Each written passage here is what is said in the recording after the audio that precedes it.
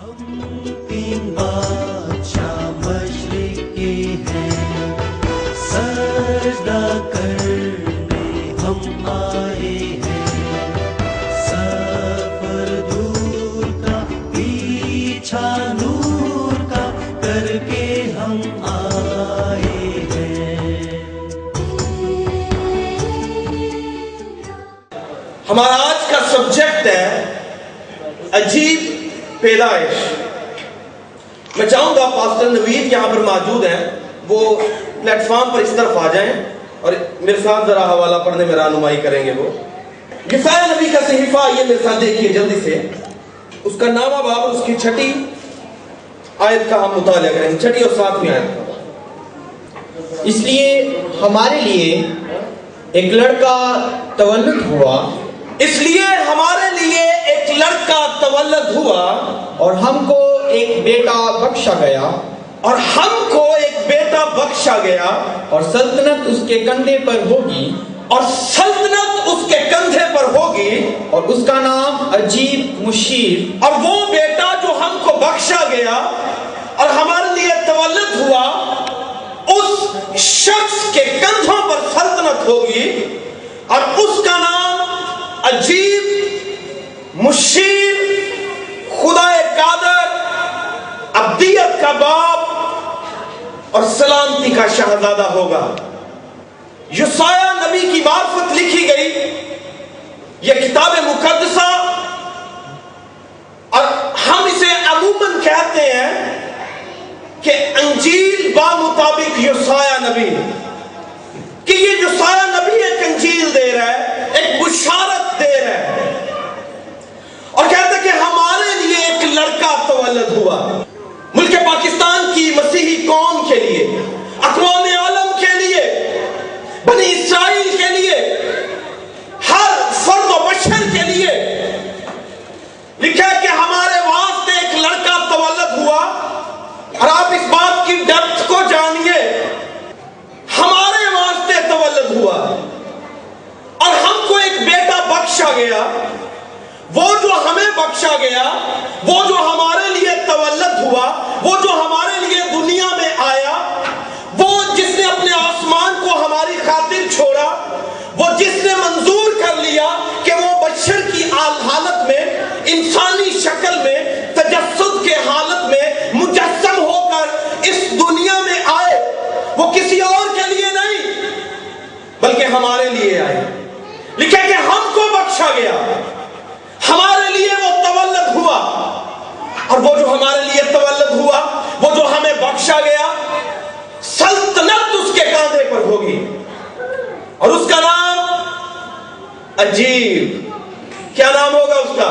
عجیب۔ اس کا نام عجیب مشیر، خدا قادر۔ وہ جو لڑکا ہمیں بخشا جائے گا، یا جس کی بابت یہ نبوت کی گئی ہے، جس کی بابت یہ پروفیسی کی گئی ہے، اس کی بابت لکھا ہے کہ سلطنت اس کے کاندھوں پر ہے۔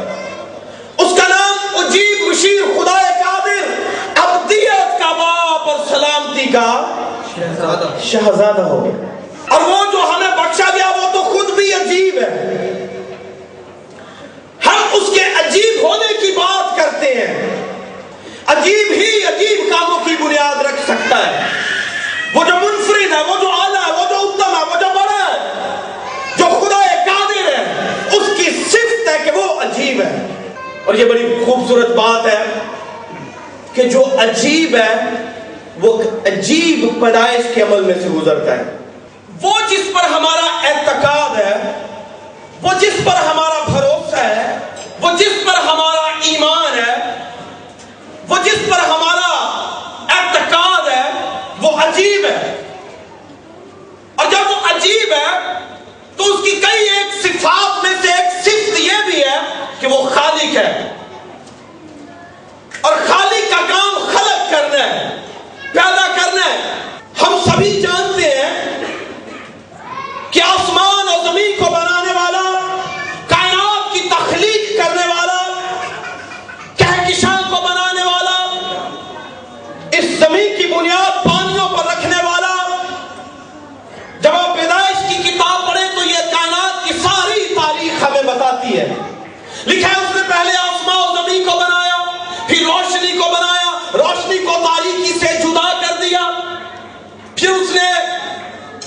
کا اہتمام کیا. اس نے نیر اکبر نیر اصغر بنائے, پانی کی جاندار حیاتیات کی اس نے بنیاد رکھی. اس نے چرند پرند اور درند بنائے. سب کی تخلیق کے بعد جب آپ اس ساری تخلیقات کو دیکھیں تو آپ کو ہر ایک تخلیق جو وہ عجیب دکھائی دے گی. اس کا کہنا اور بن جانا, اس کا کہنا اور ہو جانا, ہر ایک چیز جو ہے وہ عجیب ہے. اور پھر جب اس نے انسان کی پیدائش کے تعلق سے سوچا, چھٹے روز لکھا ہے کہ اس نے کہا کہ آؤ ہم انسان کو اپنی شبیہ پر بنائیں, اپنی صورت پر بنائیں. آدم اور حوا کی پیدائش خدا نے اپنی شبیہ پر کی ہے, اور چھٹے دن اس نے آدم کو پیدا کیا. یوں تو کئی ایک پیدائشوں کا ذکر کتاب مقدس میں ملتا ہے, مگر چند ایک پیدائشیں ایسی ہیں جو منفرد ہیں اور اعلیٰ و اتم اور جدا ہیں. آدم کی پیدائش ایک منفرد پیدائش ہے. آپ جب کتاب مقدس کو دیکھتے ہیں تو لکھا ہے کہ خدا نے آدم کو زمین کی مٹی سے پیدا کیا. اس نے مٹی لی, سینچنے کے بعد اس کے نتنوں میں زندگی کا دم پھونکا. یہ آدم کی پیدائش آدم کے لیے, خدا کے لیے عجیب پیدائش ہے. اس کے بعد اس نے سوچا آدم کا تنہا رہنا اچھا نہیں. اس نے ہوا کی پیدائش کی بابت سوچا, اور آدم کی پسلی سے اس نے ہوا کو پیدا کیا. یہ بھی ایک عجیب پیدائش ہے. آدم کی پیدائش مٹی سے عجیب پیدائش ہے. ہوا کی پیدائش وہ عجیب خدا آدم کی پسلی سے ہوا کو پیدا کر کے اس کی بنیاد رکھتا ہے. یہ بھی ایک عجیب پیدائش ہے, کیونکہ ہمارا خدا عجیب ہے تو وہ عجیب کام ہی کرتا ہے. آدم کی پیدائش عجیب, ہوا کی پیدائش عجیب, اور پھر آدم اور ہوا کے ملاپ کے بعد قائم کی پیدائش ایک عجیب پیدائش ہے. اور جن پیدائشوں کی بنیاد خدا نے رکھی ہے, بنی نوع انسان لاکھوں کوششیں اور کاوشیں کر لے, سائنس اپنی ترقی یا عروج پر بھی کیوں نہ پہنچ جائے, تو ان پیدائشوں کا نمل بدل کبھی بھی پیدا نہیں کر سکتی جن پیدائشوں کی بنیاد خدا نے رکھی ہے. مٹی سے پیدا کر دینا عجیب ہے, سائنس پیدا نہیں کر سکتی. آدم کی پسلی سے کون پیدا کر سکتا ہے, سائنس پیدا نہیں کر سکتی. آدم اور ہوا کے ملاپ سے قائن اور حابیل اور نسل انسانی کا پیدا ہونا, یہ بھی ایک عجیب ہے. مگر ان تین پیدائشوں کے بعد بنی نوع انسان کی فلاح کے لیے, بنی نوع انسان کی آزادی, مخلصی اور رہائی کے لیے خدا نے یہ مناسب جانا کہ آدم جو گناہ میں گر گیا ہے, گراوٹ کا شکار ہے, اس کی بحالی اور اس کی رہائی کے لیے میں جو عجیب ہوں, مجھے کوئی عجیب کام ہی کرنا پڑے گا. اور ہم سبھی جانتے ہیں کہ یسوع مسیح کی پیدائش آج سے 2000 سال پہلے جب ہوئی تو عجیب طریقہ سے اس کی پیدائش ہوئی ہے. یوں تو کئی ایک باتیں جو بیان کی جا سکتی ہیں اس کی پیدائش کے حوالہ سے, مگر چند باتیں انتہائی اہم اور اہمیت کی حامل ہیں. جب یسوع مسیح دنیا میں آتے ہیں تو اس سے پہلے کہ وہ دنیا میں آئے, وہ دنیا میں آنے والوں کا بندوبست خود کر کے آتا ہے. اس نے آدم ہوا اور نسل انسانی کو پیدا کیا, اس نے کائنات کو پیدا کیا. اب وہ خدا جو سب کو پیدا کرتا ہے, ہم سب کے لیے خود پیدائش کے عمل میں سے گزرتا ہے. اور یہ ایک عجیب بات ہے. لکھا کہ اس کا نام عجیب مشیر خدا قادر ہوگا. یسوع مسیح کو منفرد کون سی چیز کرتی ہے؟ اس کی پیدائش کو منفرد کون سی چیز کرتی ہے؟ اس کے تعلق سے میں 5 باتیں جلدی سے بتاؤں گا آپ کو کہ یسوع مسیح کی پیدائش جو وہ منفرد اور عجیب کس لحاظ سے ہے۔ پہلی بات، دنیا میں یوں تو کئی ایک لوگ جنم لے چکے ہیں اور لیتے آئے ہیں اور لیتے رہیں گے جب تک کہ دنیا کی انتہا نہ ہو جائے، مگر جب یسوع مسیح دنیا میں آتے ہیں، جب یسوع مسیح دنیا میں پدھارتے ہیں، تو عجیب بات یہ ہے کہ اس کی آمد سے پہلے کئی ایک نبوتوں کی بنیاد رکھی جاتی ہے۔ یسایہ نے نبوتیں کی، نبیوں نے نبوتیں کی، اور سب سے پہلے پیدائش کی کتاب میں ہی اس کا ہمیں ذکر ملتا ہے۔ جب آدم اور حوا نے گناہ کیا اور اس دنیا پر پہلی عدالت قائم کی گئی، پہلی عدالت لگائی گئی، تو لکھا ہے کہ خدا نے کہا، اس وقت آدم، حوا اور سانپ موجود تھے اس دھرتی کے اوپر، اس زمین کے اوپر، اور خدا نے کہا دیکھ میں تیرے درمیان اور عورت کے درمیان، یعنی سانپ ابلیس ہے مخالف، تیرے درمیان اور عورت کے درمیان، تیری نسل اور عورت کی نسل کے درمیان عداوت ڈالوں گا۔ کیا کروں گا؟ عداوت ڈالوں گا۔ وہ یعنی عجیب طور پر پیدا ہونے والا یسوع مسیح، وہ تیرے سر کو کچلے گا۔ کیا کرے گا؟ کچلے گا، اور تو اس کی ایڑی پر کاٹے گا۔ یعنی یسوع مسیح سے پہلے کہ دنیا میں آئے، دنیا کی ابتدا ہی سے اس کی بابت نبوتیں، پروفیسیز کی گئی ہیں۔ دنیا میں یوں تو بہت سے رسول آئے ہیں، بہت سے نبی آئے ہیں، مگر کسی کی بابت بھی اس طور تاریخ میں بیان نہیں کیا گیا جس طور ہمارے یسوع مسیح کی بابت بیان کیا گیا۔ اس لیے اس کی پیدائش اس لحاظ سے منفرد اور اعلیٰ اور اتم اور عجیب ہے۔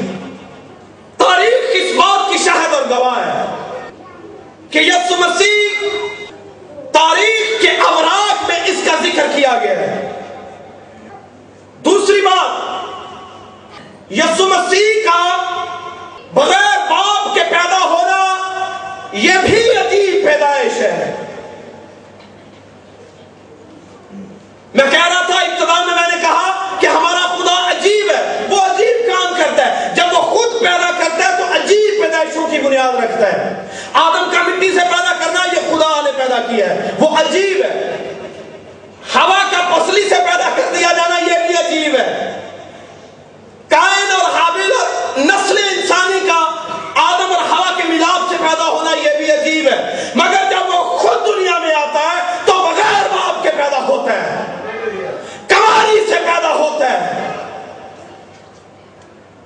اس میں کسی دوسرے فرد کا عمل دخل نہیں ہے۔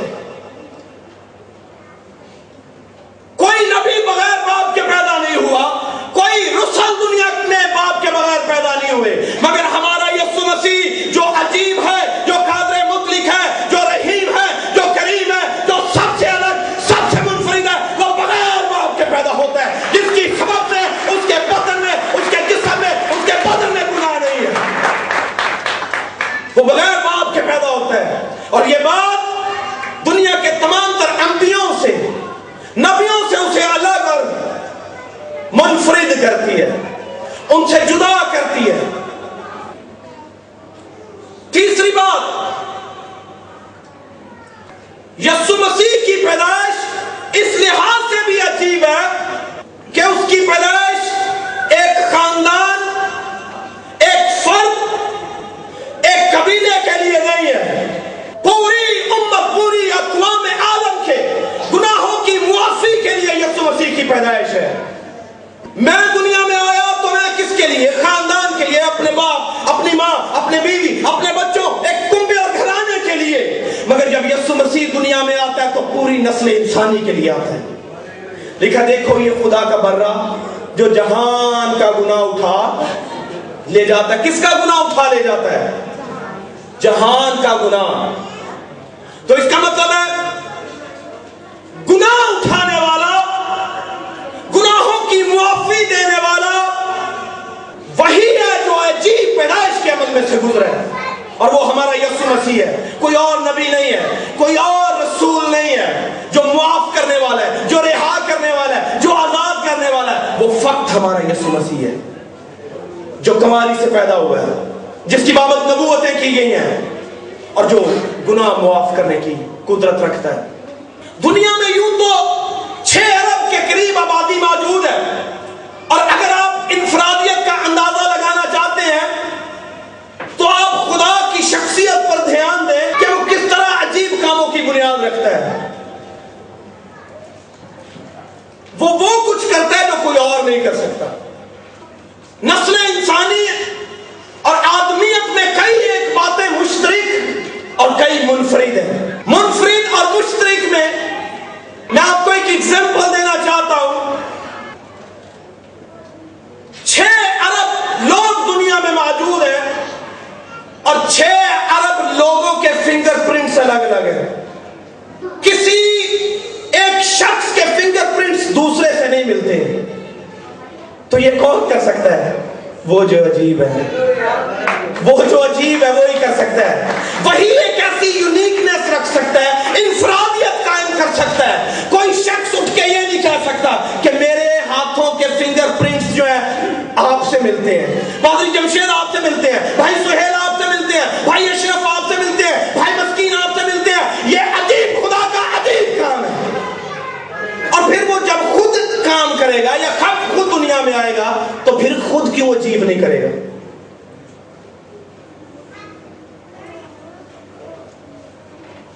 چوتھی بات جی, متی رسول کی معرفت لکھی گئی انجیل مقدسہ کو پڑھے تو وہاں پر یہ ساری باتیں موجود ہیں. اس کا پہلا باب 21ویں 22ویں اور 23ویں آیت میں لکھا ہوا ہے, تم اس کا نام ایمانویل رکھنا. کیا رکھنا جی؟ بولیے گا کیا نام رکھنا؟ کیا نام رکھنا؟ تم اس کا نام ایمانویل رکھنا,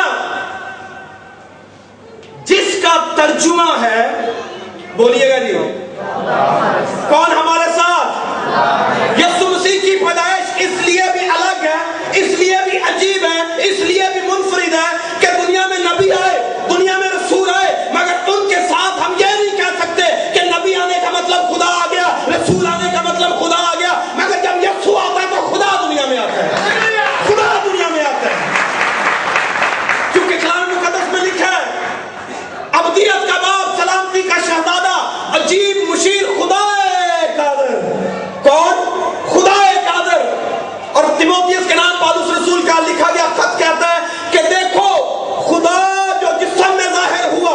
کس میں ظاہر ہوا؟ جسم میں ظاہر ہوا. پڑھ لیجئے تیموتھیوس کے نام پالوس رسول کا خط, 3 باب اس کی 15ویں 16ویں آیت میں لکھا ہوا ہے.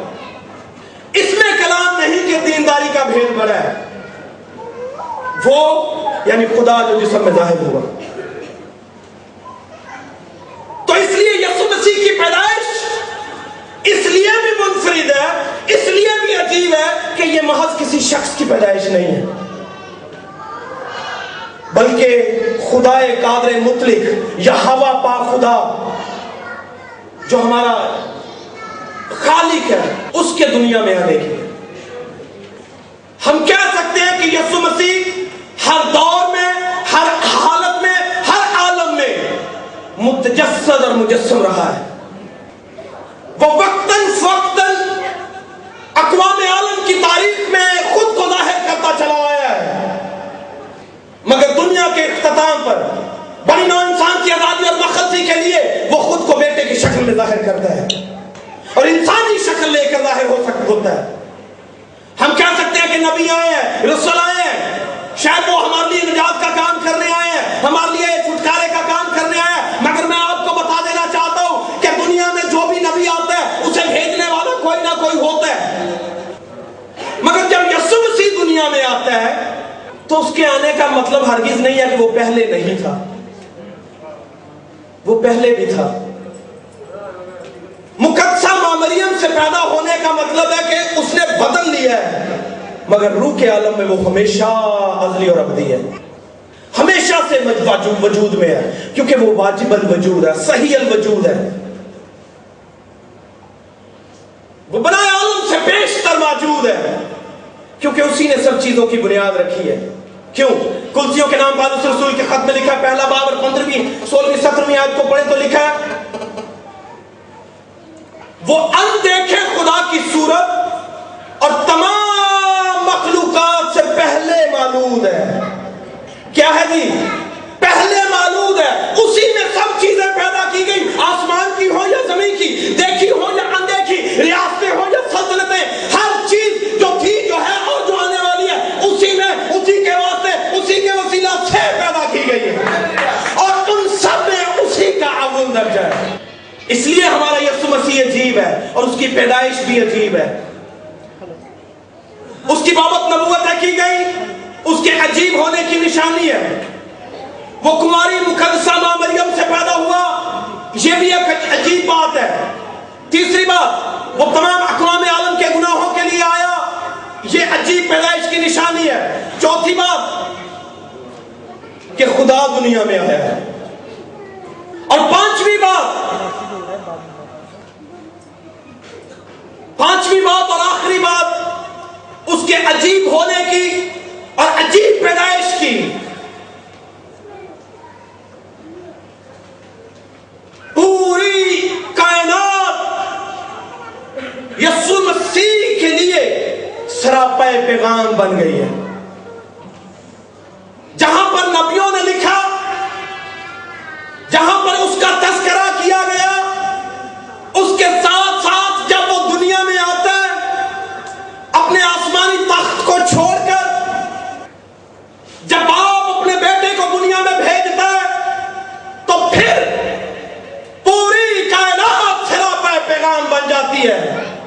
ستارے آتے اور پیغام دیتے ہیں، پیغام رسانی اور رہنمائی کا کام کرتے ہیں، بادشاہ ہل جاتے ہیں، چرواہے ہل جاتے ہیں، فرشتے متحرک ہو جاتے ہیں، کائنات کی ہر ایک چیز جو ہے وہ جنبش میں آ جاتی اور یسوع مسیح کا پیغام دینا شروع کر دیتی ہے کہ ایک عجیب شخص عجیب پیدائش کے عمل میں سے گزر رہا ہے۔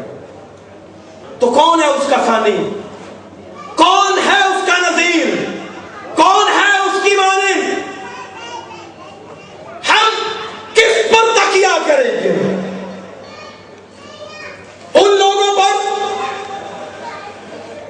جو فانی اور ختم ہو جائیں گے، یا اس پر جو عجیب ہے،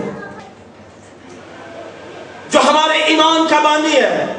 ہمیں اسی پر دھیان دینا ہے۔ اور پوری دنیا میں کرسمس منایا جا رہا ہے، اس کی تیاریاں کی جا رہی ہیں، مہینہ مہینہ لوگ خوشی اور شادمانی کیوں کر رہے ہیں؟ کیونکہ وہ جانتے ہیں کہ ہمارے یسوع کی مانند کوئی بھی نہیں ہے، ہمارے یسوع جیسا کوئی نہیں ہے۔